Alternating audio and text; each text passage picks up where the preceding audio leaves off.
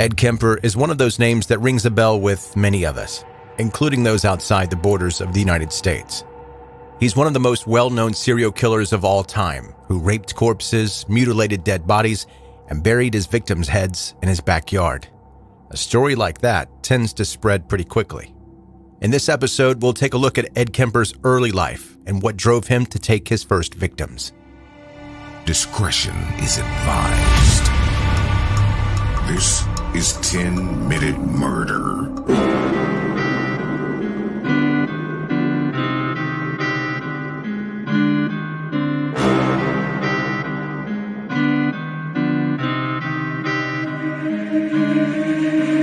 Welcome to 10-Minute Murder, brief and bingeable true crime. My name is Joe, I'm the host, and I really appreciate you joining today. If you're new to listening to this podcast, I hope that you'll subscribe and check out more of the episodes available. Also, down in the show notes, you'll find a link to help you connect with 10-Minute Murder on social media. And the question has been posed if my personality on this podcast is the same as it is away from the podcast. And fortunately, or unfortunately, yeah. There's really no reason for me to act differently here than I do in normal life. I saw one of the people that listens to this podcast post a meme on their story on Instagram, and I thought it described my normal, everyday walking around attitude pretty well. If we're ever in a no-laughing situation, absolutely don't even look in my direction. For some reason, when you're not supposed to laugh, that's when I want to laugh the most. And I don't know what's wrong with me, but I'm pretty sure there are other people like that, so it doesn't make me feel as bad. But I make jokes about everything. Not always funny jokes, but I find humor in nearly every situation. And I'm one of those weirdos that believes that happiness is a decision that you make every day. You can decide to be miserable and negative, or you can decide to be happy and positive. I mean, within reason. I get into bad moods too, and sometimes I pretend to be positive. That's when I'm around other people. If I'm not around other people, I will pretend to be positive a little bit. But when I'm around other people, I just don't want to give off that negative energy if I'm feeling it. Holy crap. I think I've just turned my murder show into a Tony Robbins TED Talk. My bad. Subscribe and all the things. Let's get to today's story.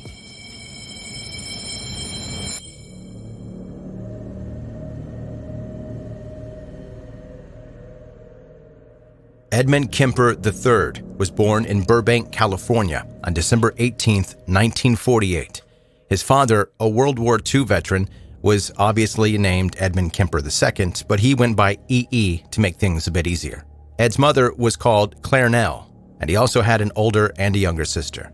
There's always something going on at the Kemper household, and not necessarily in a good way. Claire Nell was a woman with a massive attitude and alcohol problem, and she ruled her family with an iron fist. For her, it was not enough that E.E. provided a comfortable life for his family. She still complained about his job and passive personality, so much so that E.E. once said, quote, "Suicide missions in wartime and the later atomic bomb testings were nothing compared to living with Claire Nell." Jesus.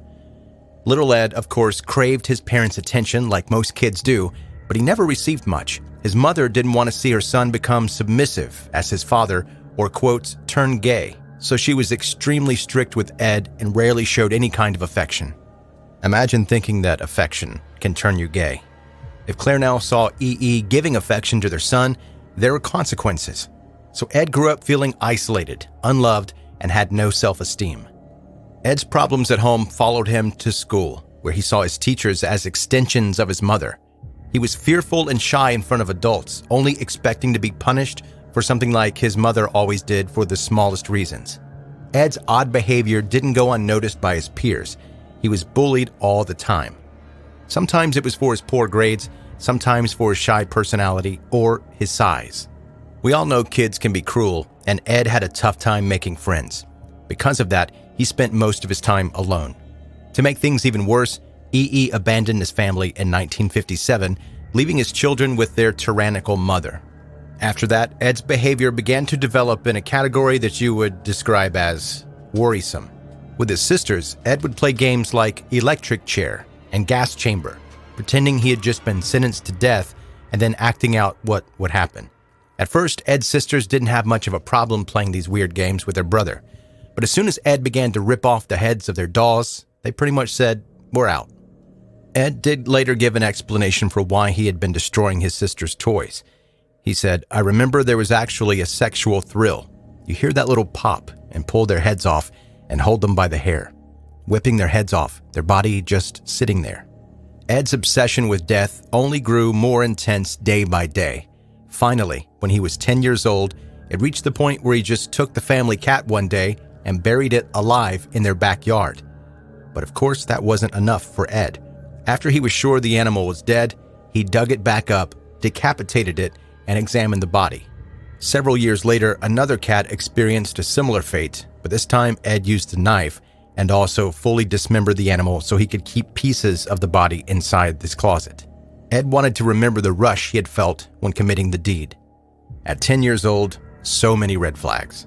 And then there was an incident when 12-year-old Ed confessed to his sister that he had a crush on one of his teachers.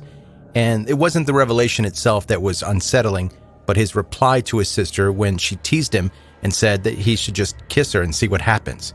He said, "If I kiss her, I'd have to kill her first." And I know you're wondering, what's the mother doing about all of this? Well, she wasn't fully aware of Ed's questionable behavior. She had found rotting pieces of the family pet inside Ed's closet after noticing a disgusting smell. But instead of sitting down with her son and trying to find better things for him to do, Clarnell just began to treat Ed worse. She often locked him in the basement for the night, forcing him to sleep down there on the floor that was cold and wet. She claimed that she was afraid Ed would hurt her or his sisters, which might have been a valid reason, but the solution was obviously wrong. In addition, Ed's mother kept verbally abusing him and constantly saying that her son would never be loved by a woman. There's a limit for everyone and everything, and in Ed's case, his breaking point was reached for the first time when he was 15 years old. One day, Ed packed his things and just ran away from his mother's house. He hitchhiked to his father's new home just outside of Los Angeles, hoping for a fresh start. But as soon as Ed arrived, he realized E.E. now had a new family, including a stepson. Nevertheless, his father did welcome Ed to live with them, but he just felt replaced and started acting hostile and aggressive. After 1 month, E.E. asked his son to leave. His mother also didn't want him under her roof, not that Ed would have wanted that anyway, so he was sent to live with his paternal grandparents. Clarnell thought her decision was best for everybody. She tried to protect her family from Ed and his disturbing behavior and prevent something irreversible from happening. But there was one thing Clarnell did not seem to think about: who was protecting Ed's grandparents. In 1963, Ed moved in with Maud and Edmund Kemper I, who lived on a secluded 17-acre farm in Northern California by the mountains.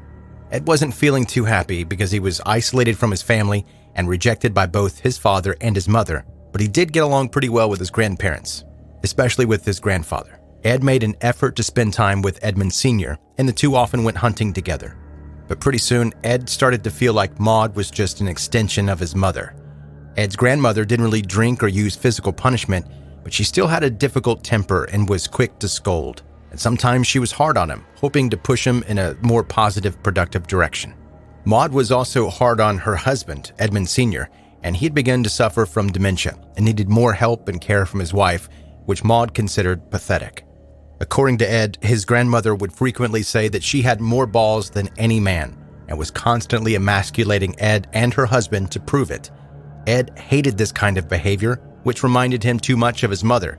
Because of that, Ed and Maud argued all the time until they reached the second breaking point. Ed said, "I couldn't please her. It was like being in jail. I became a walking time bomb, and I finally blew." The last time Ed felt this same way, he just ran away, but that wasn't an option now. And so on August 27th, 1964, after yet another explosive argument with Maud, Ed picked up his grandfather's .22 caliber rifle and shot his grandmother in the back of her head. Maud never saw it coming. But the rage inside Ed didn't go away. It wasn't enough that his grandmother was dead. He had to do more. So Ed took a large knife and began stabbing Maud's body again and again and again. When he was finally finished, Ed dragged his grandmother into the bedroom. Slowly, panic started to settle in. Ed didn't want his grandfather to find out what he had done to his wife. So Ed came up with the only possible solution, in his mind at least. When his grandfather later returned to the house and walked up the driveway, Ed shot him too, once in the head. After that, Ed didn't know what to do. He was just a 15-year-old teenager who had just killed 2 people. And while he'd always thought he wanted to know what it felt like to take a life, he had never considered what came afterward. Feeling lost and confused, Ed did what many kids do when they are in a difficult situation. He called his mother. Clarnell Kemper didn't believe what she was hearing. Her own son calmly explaining that he had just murdered both of his grandparents, and Ed was asking her what to do next. After recovering from the initial shock, Clarnell told her son to call the police and tell them what happened. So Ed did that. Authorities arrived at the Kemper farm within an hour and took the surprisingly calm teenager into custody. Ed really did his best to make the police officer's job as easy as he could. He cooperated, he never argued with the authorities, and was always honest and obedient. After a court-ordered psychiatric evaluation, it was determined that Ed had paranoid schizophrenia, as well as a very impressive IQ of 145. Because of this diagnosis, Ed Kemper was sent to the criminally insane unit of the Atascadero State Hospital. There, he felt more at home than he had ever felt in his life. Finally, his life had some kind of structure, which helped him control his thoughts and actions. And while Ed had struggled immensely in regular school, in state hospital, he excelled at learning. It was clear that despite what he had done, he was actually a very intelligent person. So much so that as his condition kept improving, Ed's doctors began to question if he was really paranoid schizophrenic. Ed didn't have the hallucinations and delusion, which are two main symptoms of the illness, and he did too well in all of his tests.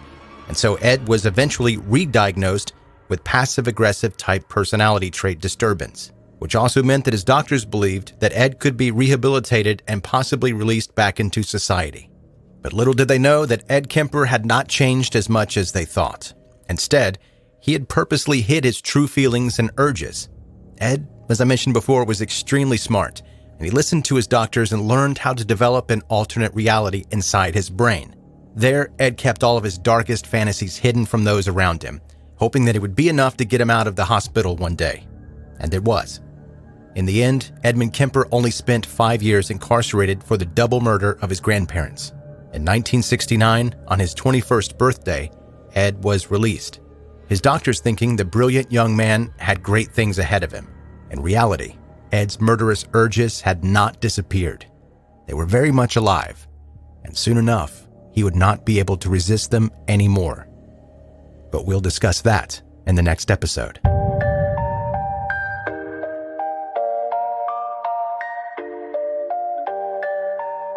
That's 10-Minute Murder for today.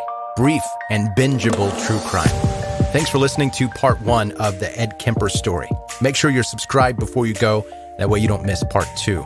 In the show notes of this episode, you'll find links where you can connect with 10-Minute Murder on Facebook, Instagram, or Twitter. Or just as easily, you can go to any of those and type 10-Minute Murder into the search bar, and it'll pop right up. Finally, if you have friends that are into brief true crime stories like this, make sure you let them know about 10-Minute Murder. Thanks for listening. Be safe, and have a good night.